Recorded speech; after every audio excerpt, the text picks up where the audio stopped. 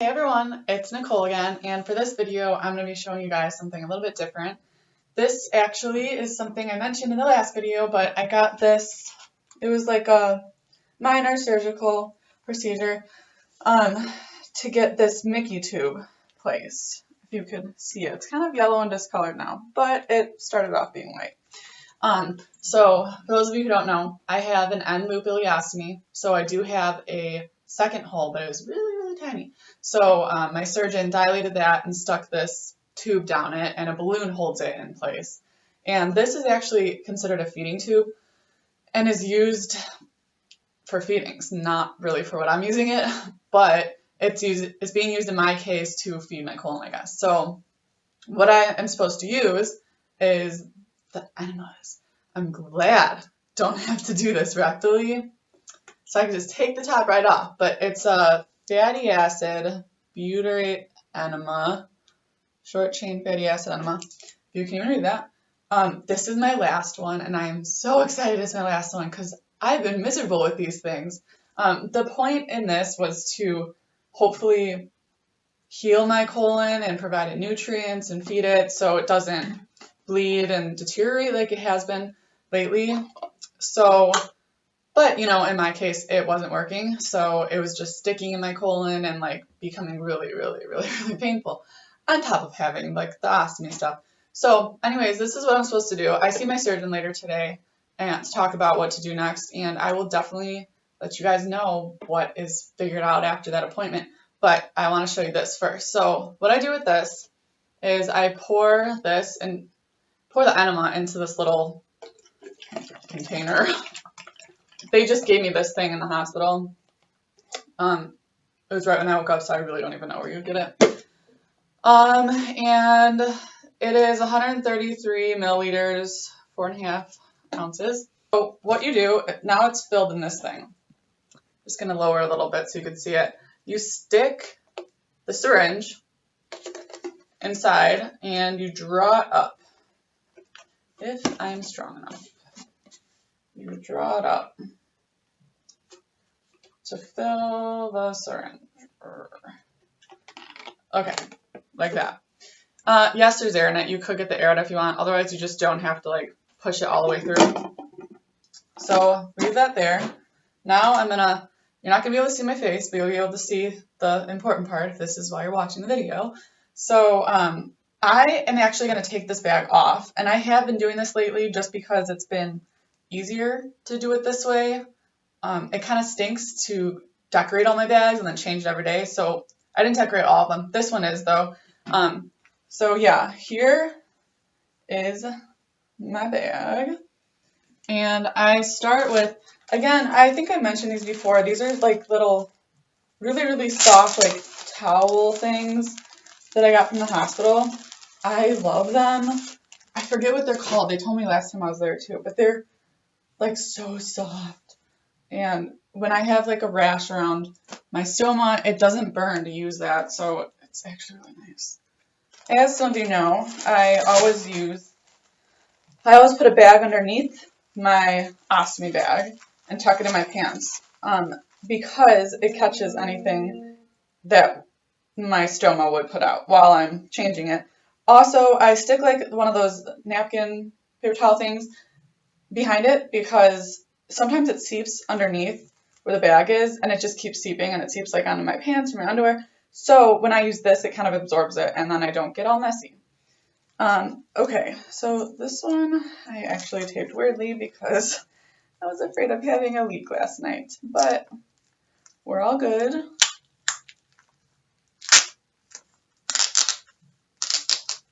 I actually did, for the first time ever, have a leak with, wow, and it was really close to leaking. I don't know if you can see that, but it was right on the edge. So it's good that I'm changing it. I actually did have a leak the other day while I was sleeping. Well, my bag didn't really leak, I guess. It just came off. That part of it just came like halfway off, so this whole half was just like open. And I normally use a heating pad at night, so I didn't even notice, like it was warm, but so was the heating pad, so I didn't even notice. I woke up and was covered in my own poop. It was really gross, and I had like a mattress topper and stuff and went right through that, and that was like, it was like at least 5 inches thick. It went right through that, through my sheets, through the mattress pad, and through the mattress. It was really, really bad. And I did not take pictures because I really don't want to remember that ever again. Okay, but I'm going to use a mirror just to help guide me off to the side here. Okay, so this is the tube that I use to connect, there. This is the tube that I use to administer the enema. So I cleaned it off a little bit, and then I opened this little cap. This side right here is for a balloon, the balloon that keeps it in place, so I was told just not to touch it, so I don't. This one, so this has an end that says lock and tells you which way to twist it, and it shows that little black line. So this little black line you're supposed to line up with the little black line right there,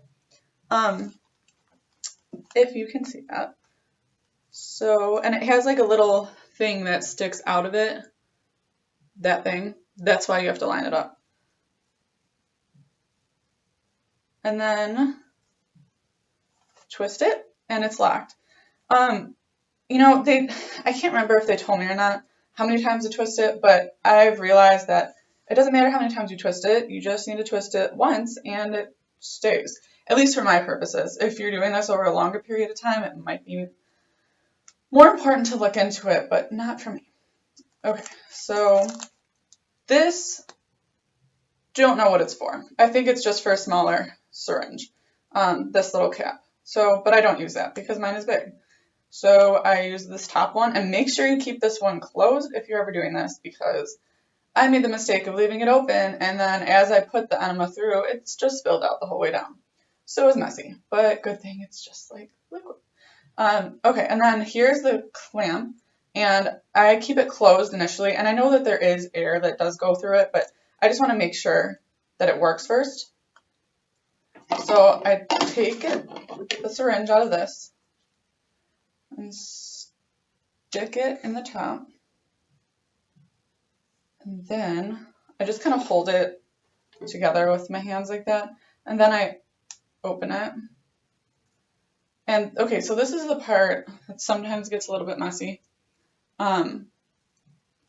I normally put gauze underneath because this tube isn't this big all the way through. It gets like this small, maybe even smaller. So there's room in between. There's like a gap in between the tube and the actual like part that it's the stoma that it's actually going into. So it does leak out sometimes. And another thing is with this, it does say to keep it refrigerated, and I do keep it refrigerated. So it's really freezing cold, but I don't feel it really when it goes in, so it's not a big deal. I only feel it when it's leaking. So it's kind of like a good sign, a good way to tell. So then I start to put it in. Just leave that there, just in case. Tuck that in a little bit. Okay, so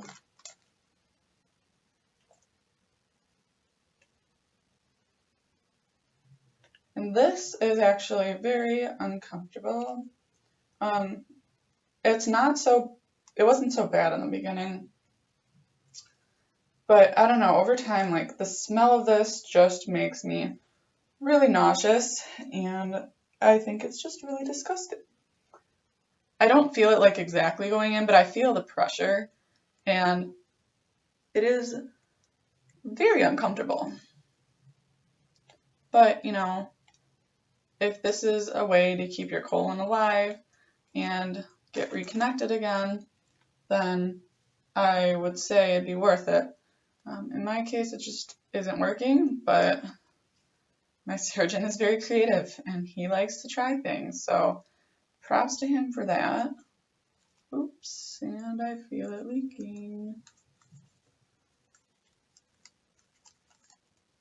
Yeah, See, it was leaking a little bit. So I'll just fold it over and stick it there again. And it takes like 2.5 syringefuls in order to administer all of it.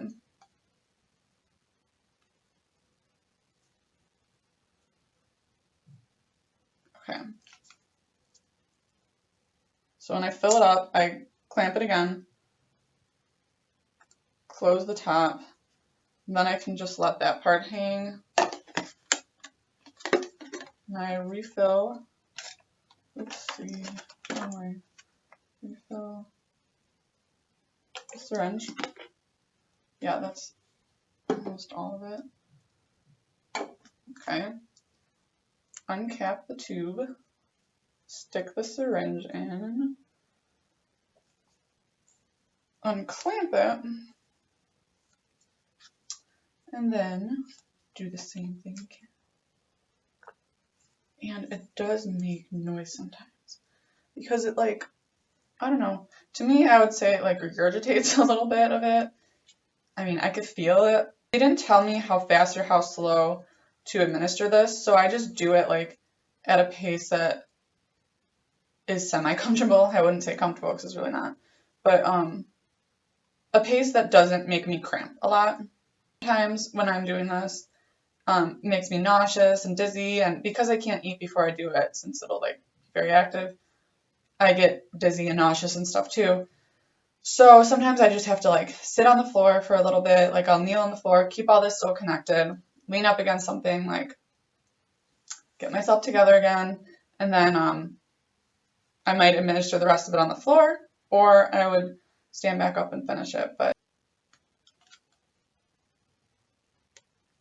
and then repeat with just the last of this. This is the last of it. There's a lot of air in this, but that's okay because I don't have to push the whole thing through. Stick it down again, and clamp it, and then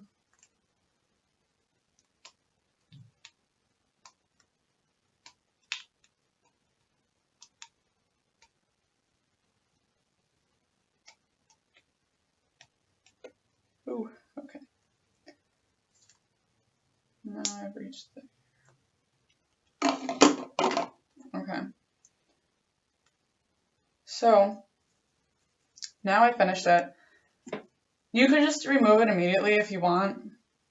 For me, I like to take it a little bit slower because it does tend to seep out when I move the tube. Even if it's just to like move something around it or recap it, it does like seep out. So I just twist this again back to the line, and then ta-da, remove it. No seepage yet. This is a good day. So yeah, this is the tube that I use. I'll wash that. And then just wash the parts of this. This thing comes out.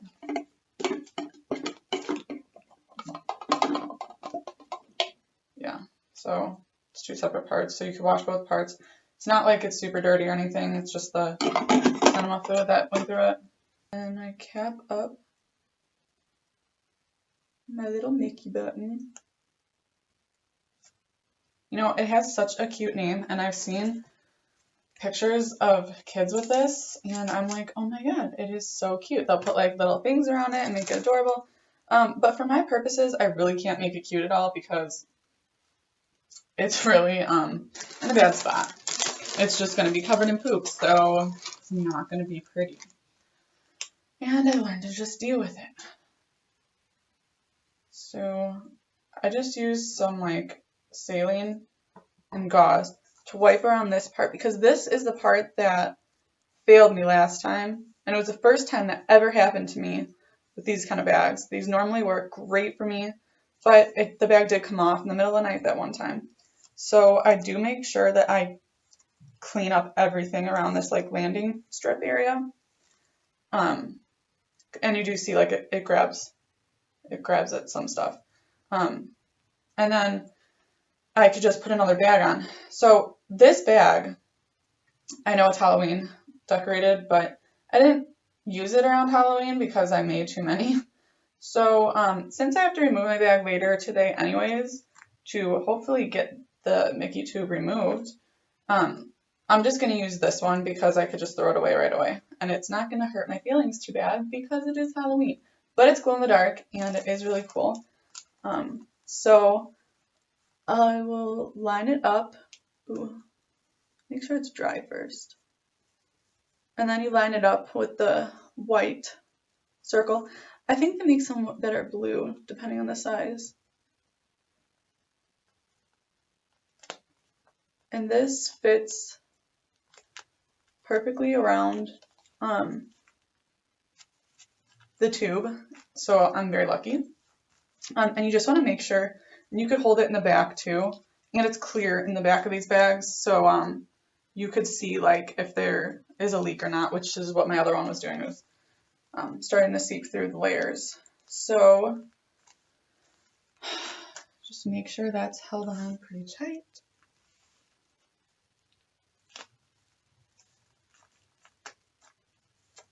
And then move that bag and throw away the supplies. And that is it.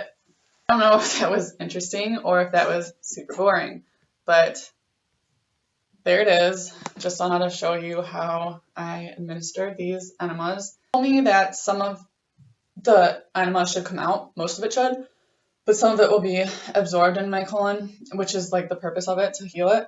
In my case, most of it, I'm sorry, it always gives me like hiccups and stuff, and it makes me burp, which is so gross after I do that. But the enema should come out for the most part, is what my understanding is. For me, it doesn't, as you know, but I don't know. We'll see what happens later at my appointment.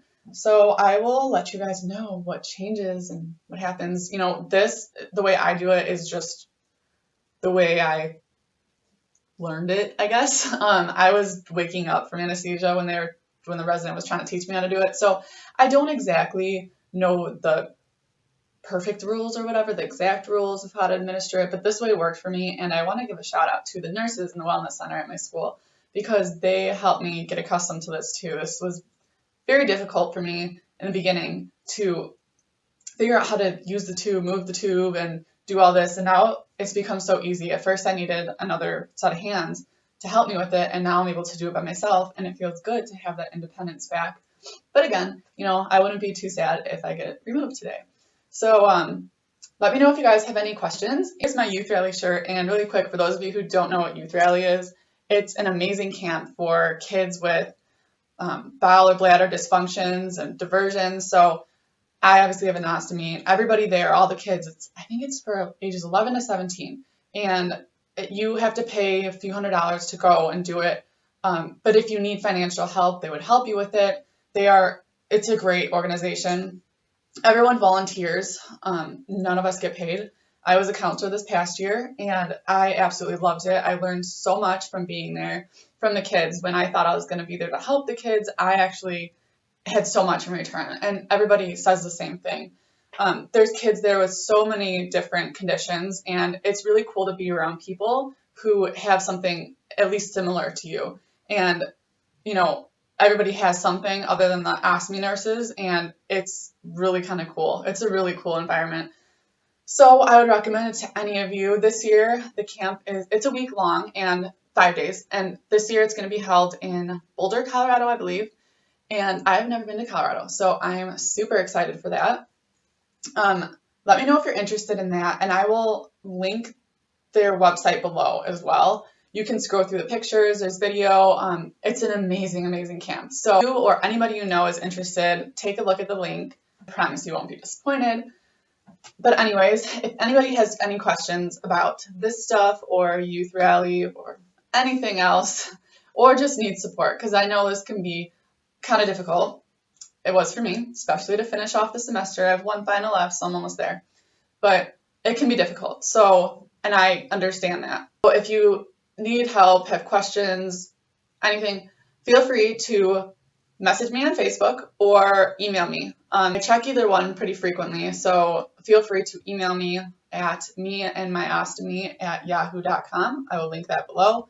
Or like my page on Facebook, you could comment on there, or you could send me a message. I do have a Twitter account too, which I'll add the link for. I don't use it all the time, but if you want to see it, then I'll post it.